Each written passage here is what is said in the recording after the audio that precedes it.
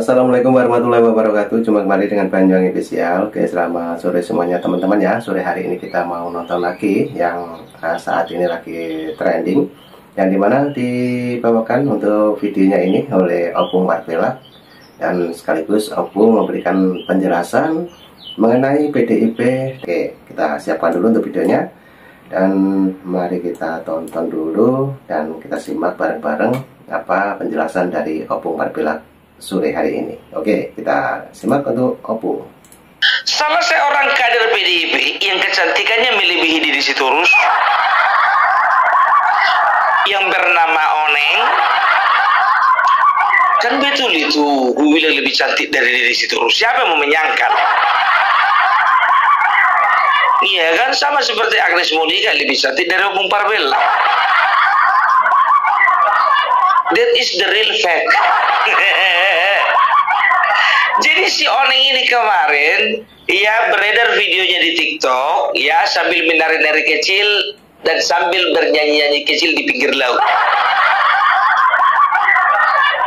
Di pinggir laut agak ke tengah. Dia katakan kan, kirain pagar makan tanaman, nggak taunya pagar makan laut.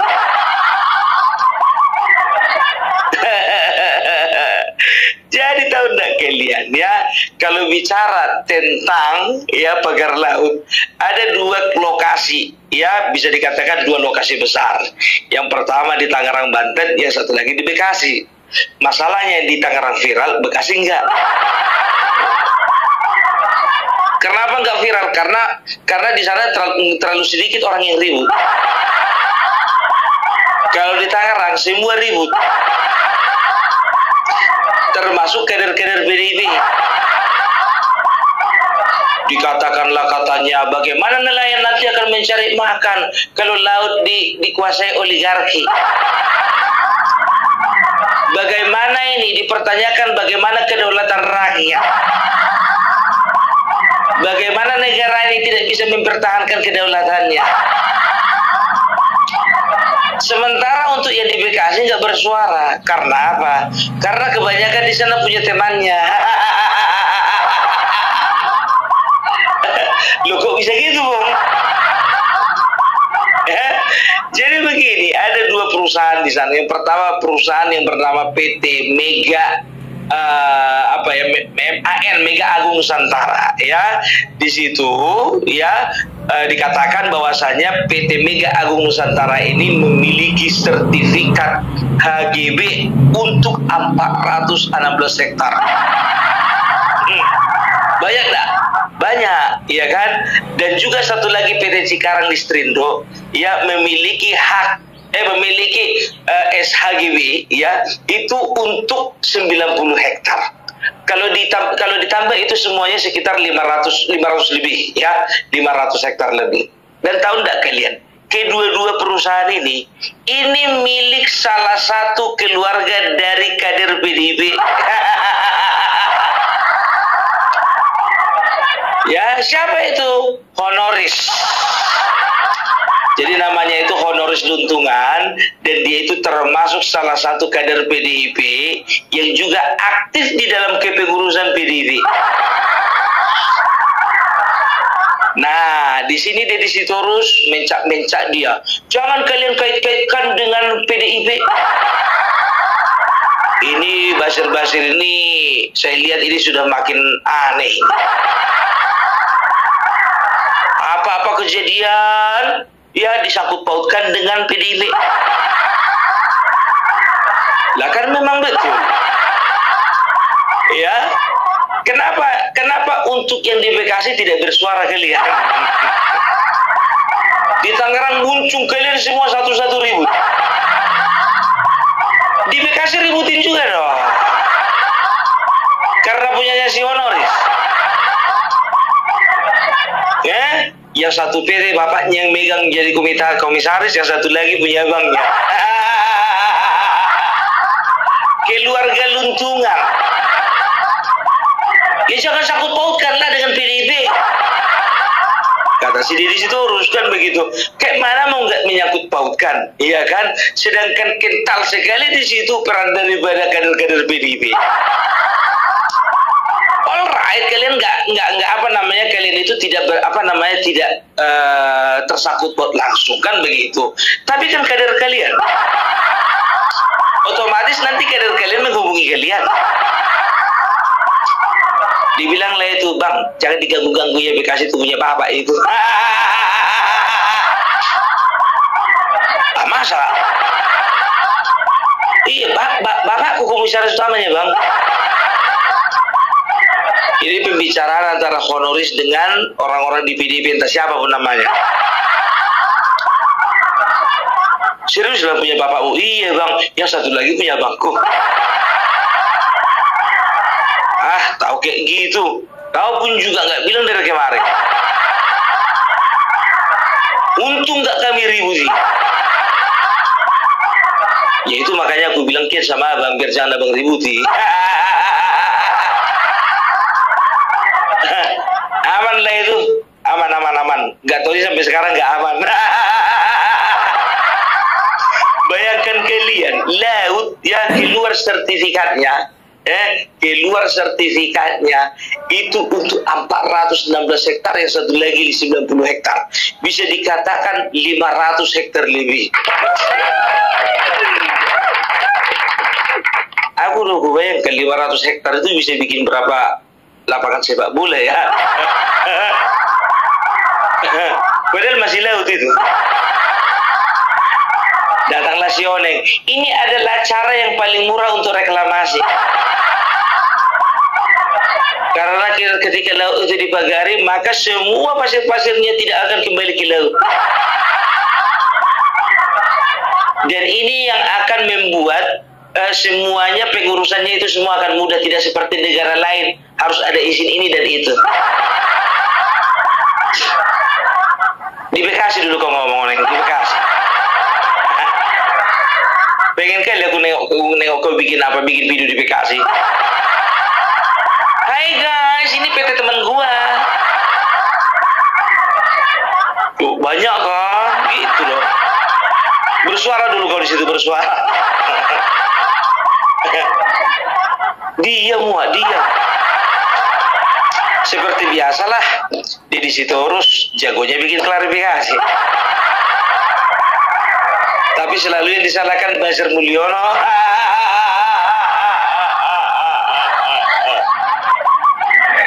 Deddy, kenapa harus si Mulyono terus kau serang?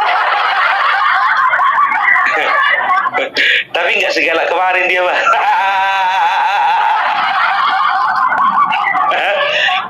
Waktu si Hasto belum ditetapkan jadi tersangka, berani dia. Hampir tiap hari bikin postingan. Sekarang agak senyap. Yang di Tangerang itu mereka bersuara karena apa? Karena mereka berpendapat ini semuanya ada hubungannya sama Mulyono. Nah, oke, teman-teman, ini sangat mengkritik sekali teman-teman ya untuk penjelasannya Opung Marvelak siang hari ini, dan sekaligus membahas tentang Deddy Sitorus teman-teman, dan juga berkaitan dengan pakar laut yang tidak salah mengenai PDIP juga ya. Oke, kita dengarkan lagi penjelasannya Opung biar kita lebih paham lagi. Lanjut untuk videonya Opung, kita play, let's go. Sekarang begini ya, ketika sebuah perusahaan ya ada ya atau ingin membuat sebuah usaha di satu daerah ya, nggak melulu itu permasalahan itu langsung dibawa-bawa ke presiden. Ya, contohnya ya, misalnya kita bikin usaha.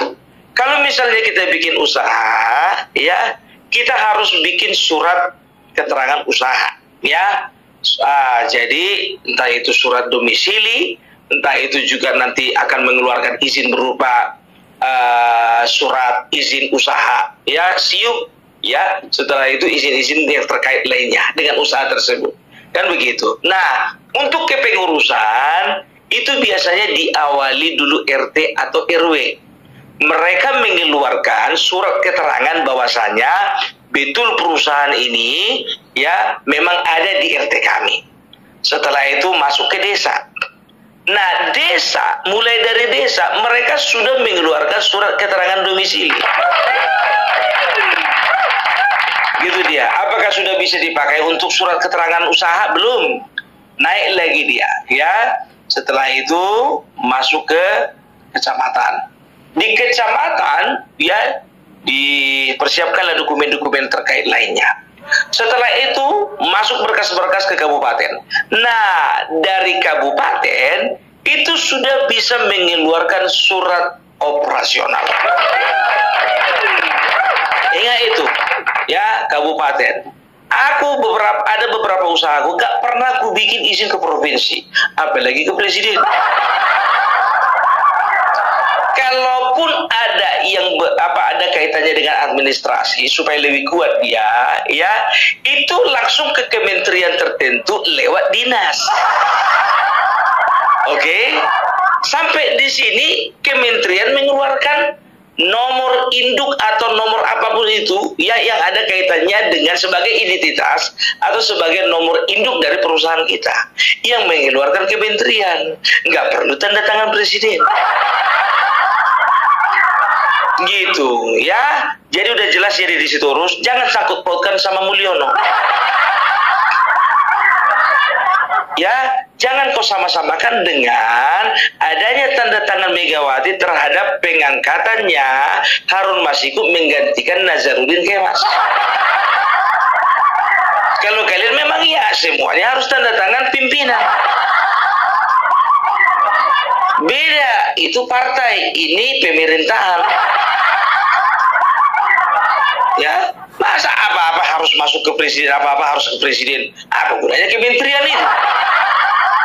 Kan begitu. Kalau bicara tentang izin operasional, contohnya sertifikat, ya, itu mana ada sertifikat yang mengeluarkan kementerian? Adalah Bung. Iya kan? Iya, kalau misalnya sertifikat hak milik seperti SHM, oke, betul, ya, dari pusat kan begitu. Tapi kalau contohnya kalau tanah, simpelnya aja SKGR, itu siapa yang mengeluarkan? Kecamatan. Itu jangan dibodoh-bodoh masyarakat, dikit-dikit Mulyono, dikit-dikit Mulyono. Kementerian apa yang terkait dengan ini? Kementerian terkait ini adalah Kementerian ATR BPN. Kalau mau dicari lagi lebih luas lagi, ya, bikinlah juga ada keterlibatan dari Kementerian KKP, Kelautan dan Perikanan. Ya kan? Itu dia. Jadi jangan dikit-dikit Mulyono, dikit-dikit Mulyono, Dedi. Nah, jadi gimana yang di Bekasi itu bersuara dulu kawan? Kemarin kau bikin TikTok tapi nggak detail. Sampaikan dulu si honoris itu siapa, bapaknya punya perusahaan berapa, ada nggak pernah kalian bantu dalam hal tertentu dalam perusahaan mereka. Sedangkan kepala desa di sana, ya, kepala desa di sana itu adalah ex anggota DPRD dari Partai PDIP. Siapa namanya itu? Abdul Rosid.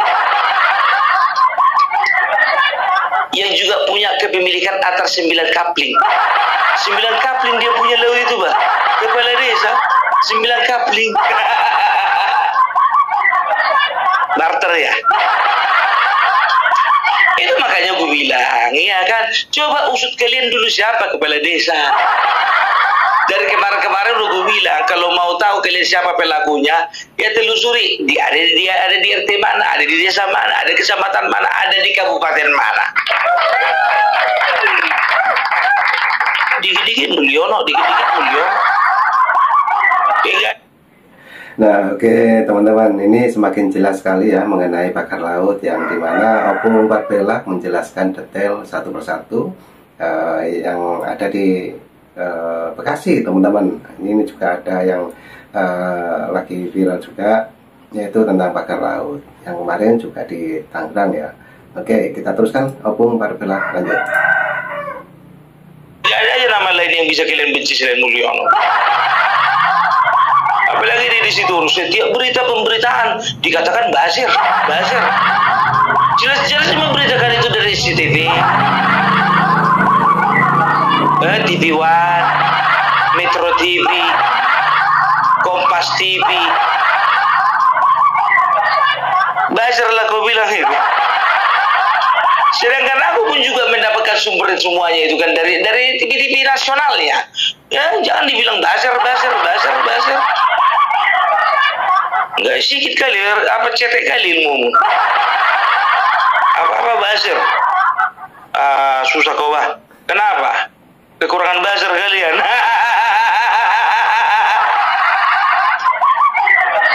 Sekarang begini contoh kayak Opung Parbelak siapa rupanya membayar PIK 2. Agung Sedayu Group. Aguan. Dari 3 yang aku sebutkan tadi, satu pun nggak ada kena sama Opung Parbelak. Dan aku juga pakai bettingan. Kalau buzzer itu ya dibayar untuk kepentingan tertentu. Aku nggak dibayar. Saya buzzer lalap buzzer. Kolana buzzer.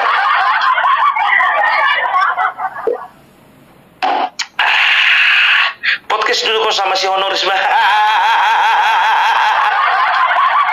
Jadi kau kan udah punya podcast. Podcast dulu kau sama si Honoris. Jadi itulah orang ini, bukannya bilang apa. Ketika satu kepentingan tidak ada kaitannya dengan teman mereka, maka mereka akan membabi buta.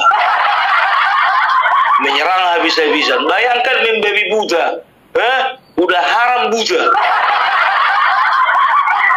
Babi kan haram. Tapi kalau misalnya ada satu permasalahan, ya, tapi tersangkut di situ nama kawannya, nggak bersuara itu.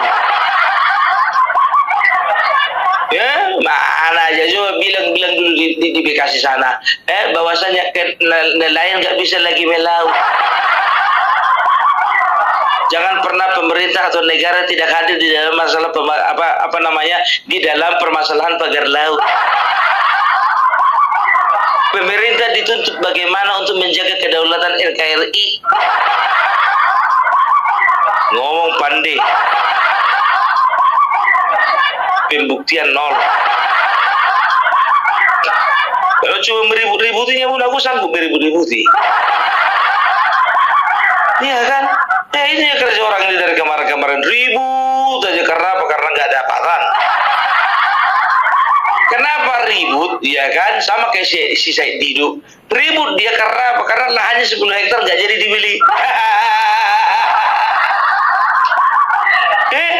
Karena nggak jadi dibeli, makanya ribut. Kan begitu. Ribut karena apa? Ribut juga karena nggak dapat. Aduh. Memang betul, banyak kecurigaan. Kok kepala desa bisa beli Rubicon? Sekarang begini, kalau masalah kepala desa beli Rubicon, ya kan, mungkin dia udah lebih kaya duluan baru jadi kepala desa. Jangan kepala desa Kohot aja yang kalian cari, kalian telusuri juga dong kepala desa yang ada di Bekasi itu. Abdul Rosidnya yang punya 9 kapling itu telusuri juga dong. Jangan nanti begitu kepala desa yang juga kader kalian bilang loh, dia kan sudah jadi pengusaha belum jadi kepala desa. Itu bukannya aku membela kepala desa Kohot ya. Ya kalau misalnya mau ditelusuri silakan telusuri, ya kan gitu, ya kan. Semuanya itu kan ada prosesnya.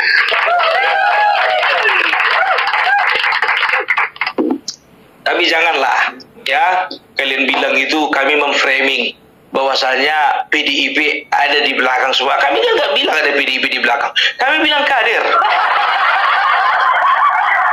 Ya kan? Nah, itulah kalian. Makanya entah siapa yang membocorkan, ya kan? Bocor juga rupanya. Dengar Bung ya. Jadi kebocoran informasi seperti ini akan cepat tanggap ini ditanggapi oleh netizen. Apalagi netizen Mulyono.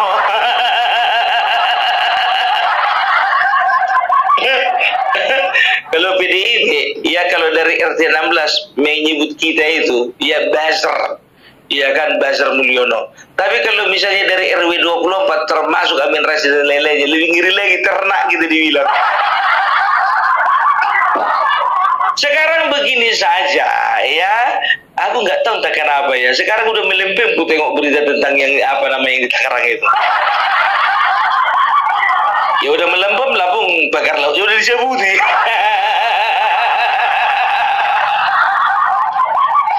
Kalau emang kayak gitu bergeserlah kita ke Bekasi. Ayo teman-teman yuk semuanya yuk kita usut tuntas yang di Bekasi yuk. Ada yang aneh, ada yang aneh. Kamu laki keluarga konglomerat ini sama orang itu, kok bisa bocor? Gak tahu aku tuh siapa yang bocorkan. Siapa yang punya kerja ini? Gak tahu lah. Gak perlu kalian cari tahu. Kami membocorkan itu. Netizen itu biar tahu kalian, kalau bicara tentang kemampuan netizen melakukan investigasi, kalah detektif. Siapa? FBI, CIA. Belum ada apa-apa yang dibandingkan netizen Indonesia. Kalau netizen Indonesia itu semuanya naluri wartawan. Kalau untuk satu kejadian contohnya, apa, di mana, siapa, bagaimana, dan kapan. Lengkap biar tahu kalian apa kejadiannya, siapa di balik semua ini, kapan kejadiannya. Setelah itu apa? Bagaimana kejadian ini bisa terjadi? Mengapa kejadian ini bisa terjadi? Itu dari Indonesia, nggak sembarangan, wah. Ya, jadi jangan kalian bilang buzzer, bukan buzzer. Ya, kami itu adalah pencari informasi. Dan kami adalah orang-orang ya yang ingin meluruskan segala sesuatu yang bengkok-bengkok. Dikit-dikit buzzer, dikit-dikit ternak. Ya, jadi usut dulu yang di Bekasi itu, ya, baru bersuara kalian. Alah, oke.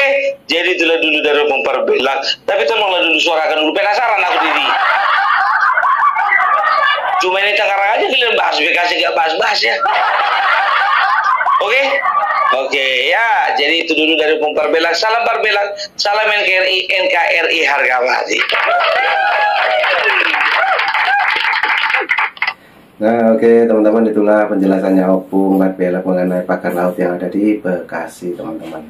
Nah, rupanya juga yang di Tangerang sekarang pindah lagi lokasinya ada di Bekasi. Nah, ini lebih seru lagi teman-teman ya, mengenai pagar laut yang sekarang ini lagi viral.